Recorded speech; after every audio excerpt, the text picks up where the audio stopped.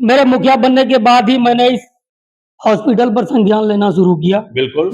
Nurse वगैरह आती हैं, अपना जो होता है उनको कर करा के, जो लोग आते हैं उनका जो होता है, जो दवाई होता है देते हैं और फिर चली जाती है। तो ये भूत, एक मिनट, ये जो डॉक्टर ये भूत है क्या?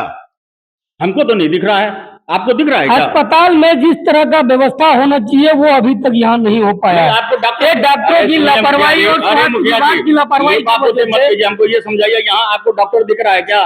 डॉक्टर नहीं है, नर्स है। डॉक्टर दिख रहा है क्या? नहीं है, डॉक्टर नहीं है। नर्स इलाज करेगी? नहीं करेगी। फिर क्या बोल रहे हैं आप? जिनका ड्यूटी है वो तो। नहीं, किसको बेवकूफ बना रहे हैं? डॉक्टर है यहाँ? डॉक्टर नहीं है। दवाई कौन देगा? डॉक्टर को कोई गर्भवती आ गई तो कौन इलाज करेगा? नर्स करेगा इलाज? जब डॉक्टर ही नहीं है।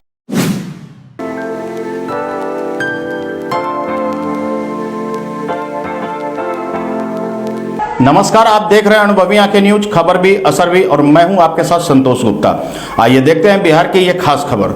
आप देख सकते हैं ये एक ढलाई सड़क है, लगभग 8 या 9 फुट का सड़क है ये, या 10 फुट भी हो सकता है ये लगभग जो है 300 मीटर के आसपास होगा और 9.5 लाख रुपए इस पे लागत आई है। अब जो हम दिखाने जा रहे हैं, 5 साल पहले हम आए थे यहाँ, अनुभवी आंखें को उनके दर्शकों ने बुलाया था इस अस्पताल को दिखाने।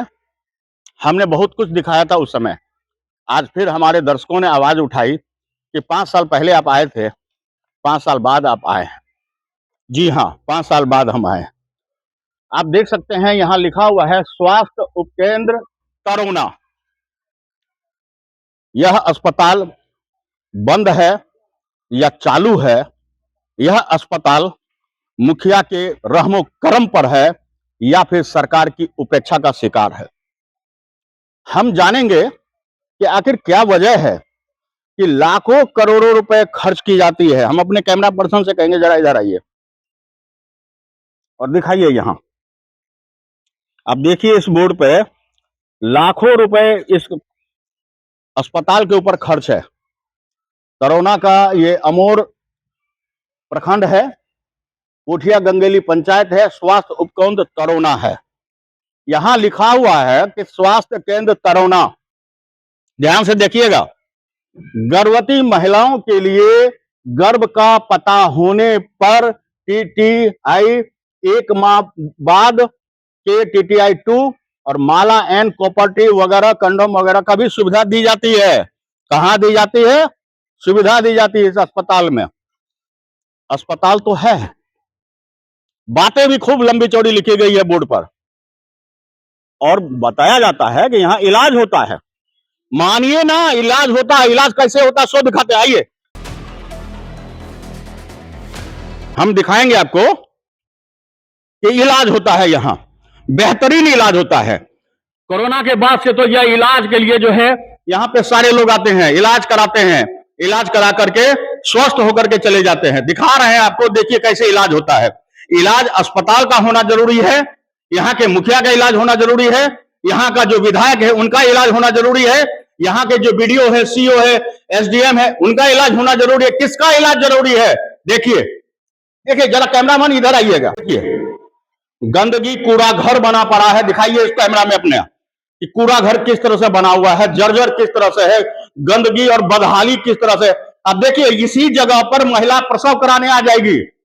समझिए किस तरह का मजाक है ये, प्रशासन किस तरह से मजाक कर रही है, स्थानीय प्रतिनिधि क्या मजाक करते हैं उसको देखिए आप। पहले आग लगनी जरूरी है। इस वीडियो के बाद अगर आग नहीं लगती है तो समझा यही जाएगा या तो आम दर्शक यहाँ के मुख हैं, बधिर हैं, या फिर प्रशासन मुख बधिर है, जनप्रतिनिधि मुख बधिर है। 5 साल पहले हमने इस समय आवाज उठाई थी, तब इसके अंदर कोई प्रवेश भी नहीं कर सकता था, लेकिन आज ये मजाक बना हुआ है।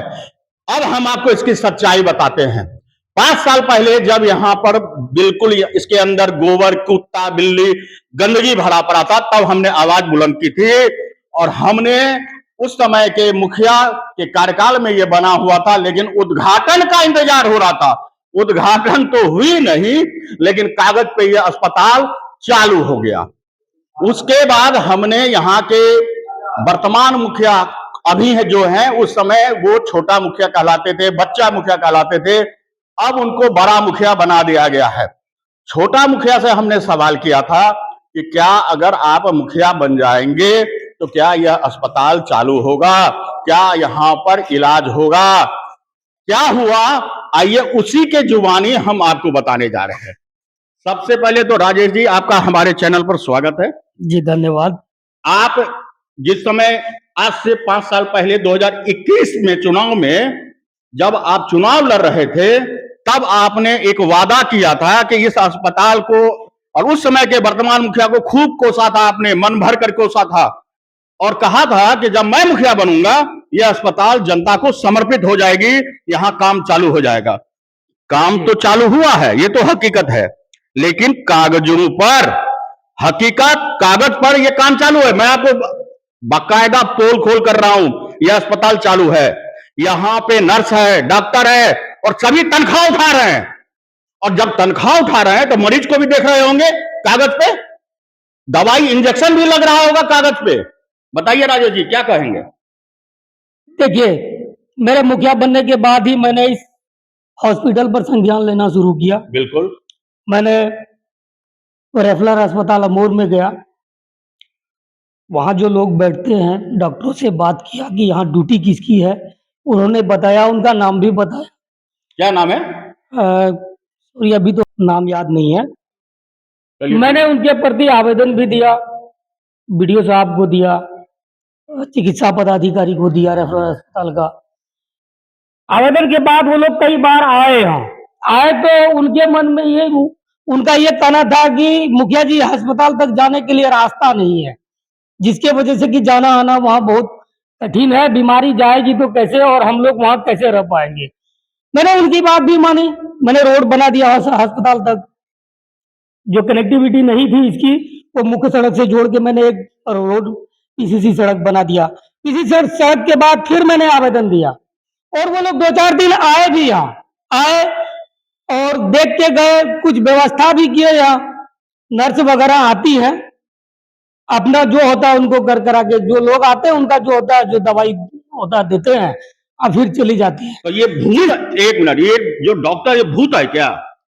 हमको तो नहीं दिख रहा है, आपको दिख रहा है क्या? अस्पताल में जिस तरह का व्यवस्था होना चाहिए वो अभी तक यहाँ नहीं हो पाया है। आपको डॉक्टरों की लापरवाही और स्वास्थ्य विभाग की लापरवाही की वजह से। हमको ये समझाइए, यहाँ आपको डॉक्टर दिख रहा है क्या?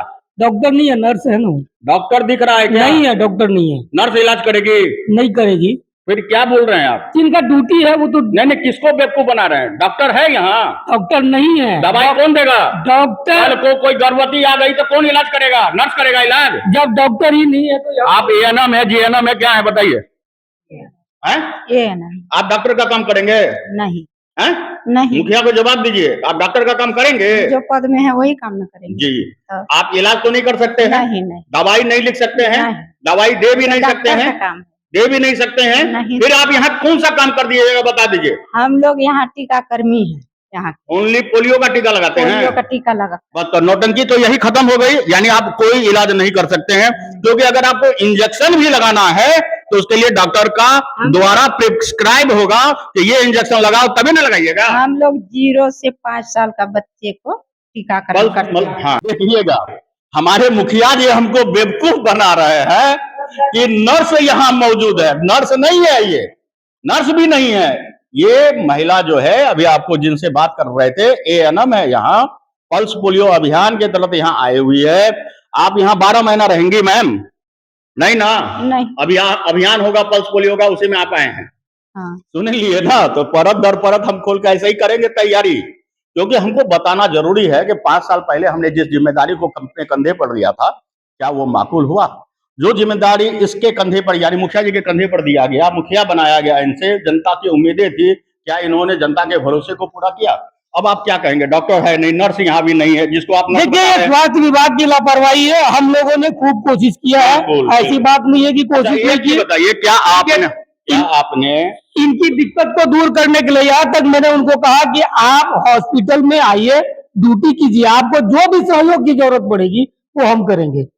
यहाँ जब आपकी बात नहीं सुनी गई, आप जिला अधिकारी के पास, मैंने सुनिए पहले, एसडीएम के पास, या फिर जिला चिकित्सा पदाधिकारी के पास पूर्णिया जाकर के कोई आवेदन, कोई एप्लीकेशन लगाया? मैंने जिला पदाधिकारी तक आवेदन दिया हुआ, एप्लीकेशन दिया हुआ। क्या चीज पे दिए थे? व्हाट्सएप पे? नहीं, लिखित आवेदन दिए हैं।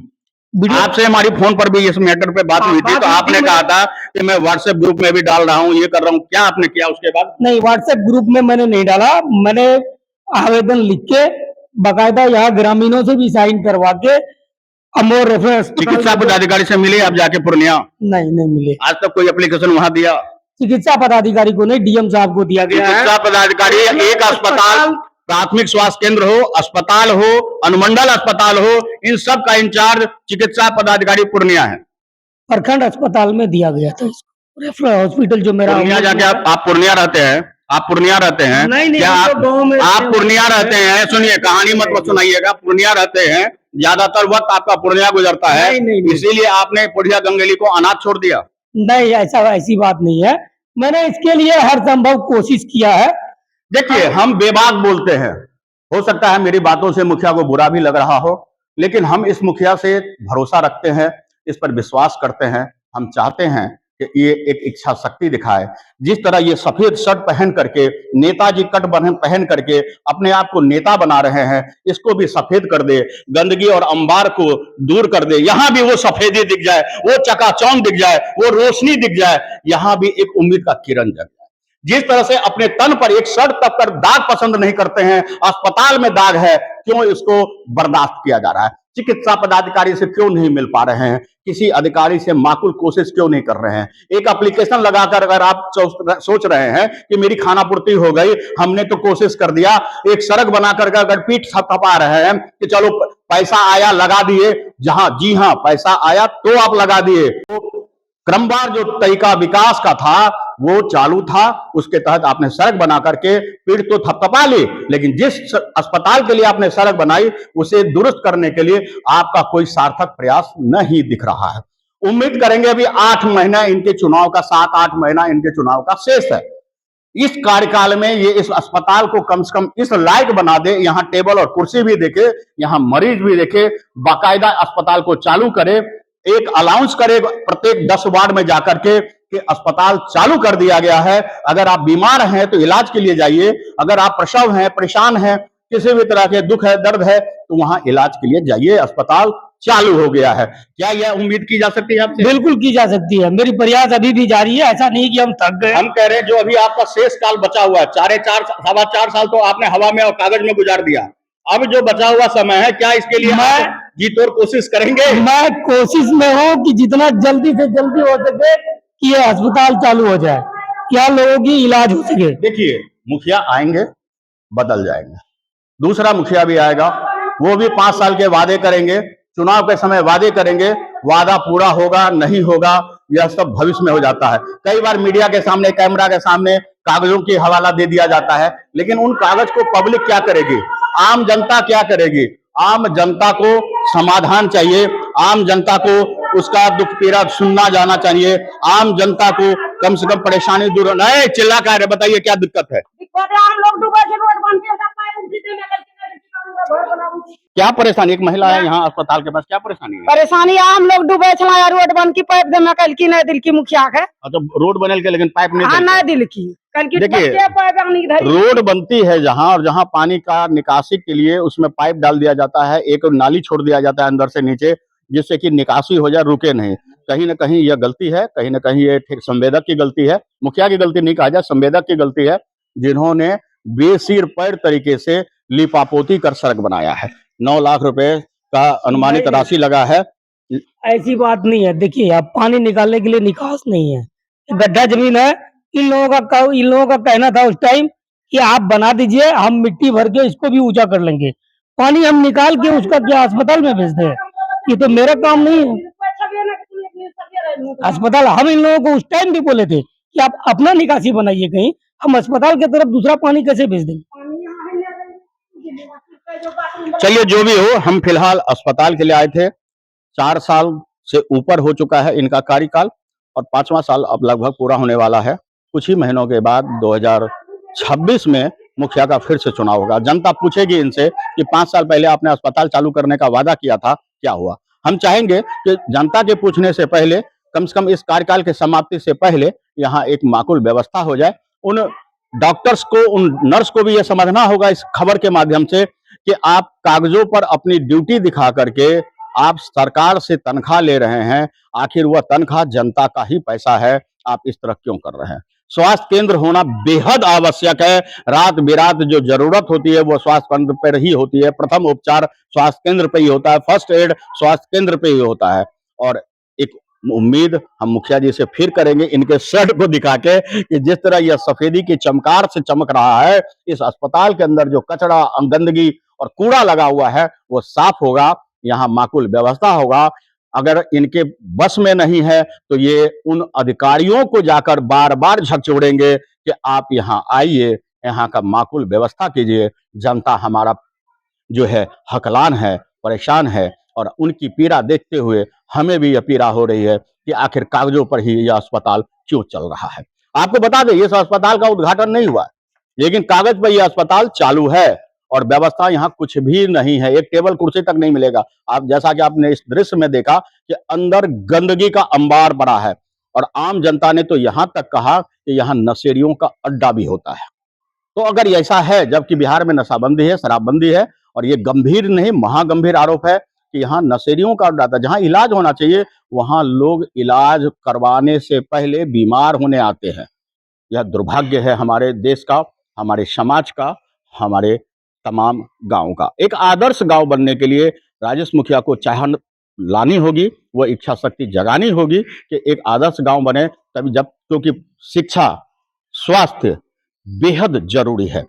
अगर इन चीजों को पूरा नहीं किया जाएगा तो एक आदर्श गांव कभी नहीं बनेगा, एक आदर्श पंचायत कभी नहीं बनेगा। और हम उम्मीद करते हैं कि राजेश मुखिया जिस तरह से हमारे 5 साल पहले 2021 में वादा किए थे कि इस अस्पताल को चालू करेंगे, 2021 न सही, अपने कार्यकाल के अंतिम महीनों में भी सही, लेकिन इसे जनता को समर्पित करेंगे। आज के लिए बने रहिए हमारे साथ और देखते रहिए अनुभवी आंखें न्यूज। तो आज के लिए इतना ही। हमारे साथ बने रहिए और देखते रहिए अनुभवी आंखें न्यूज, और पढ़ते रहिए अनुभवी आंखें अखबार। सोशल साइट्स, ऑनलाइन चैनल पे जाकर आप हमारे चैनल्स को देख सकते हैं, लाइक और सब्सक्राइब भी कर दीजिए। दोस्तों, आप हमसे जुड़ने के लिए अपना पासपोर्ट साइज फोटो और एक आधार कार्ड की फोटोकॉपी हमें भेज दें और हमसे जुड़ें। हमारे से जुड़ने के लिए इस नंबर पे आप हमसे बात कीजिए। हमारा नंबर है 8826227802।